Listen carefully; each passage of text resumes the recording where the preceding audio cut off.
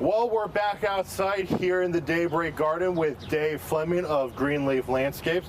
Good morning and welcome back. Good morning, Henry. Nice spring morning. Nice, comfortable morning. That's correct. But we are going to start today with talking about what we dealt with earlier in the week. Correct. 28 degrees, was that Tuesday morning? Yeah, around the Mid-Ohio Valley Airport, They recorded a morning temperature of 28 degrees. So with that being said, we are still early on planting.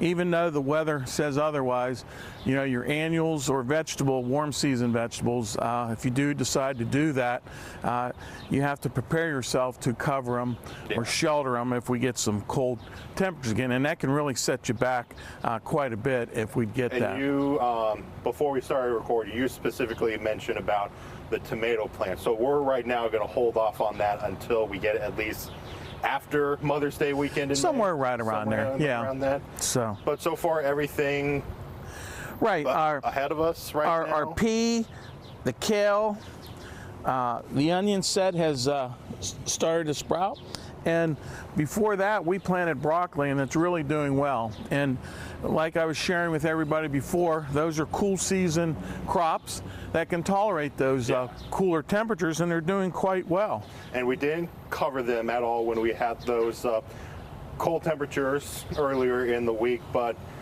if you do have your tomato plants out there, hopefully you have them covered. That's correct.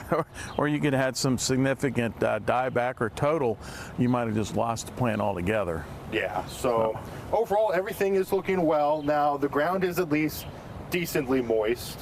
Correct. We've had some scattered showers. We're hoping for at least a decent amount of rain Friday night, but next week hopefully we can get some widespread rain so we can avoid any drought conditions from happening. But just keep an eye on the garden, make sure that the soil's moist. Right, and the same with if you're planting any new perennials, trees or shrubs. We have been in quite a dry condition for several weeks, which is nothing unusual in the spring. It can go either way.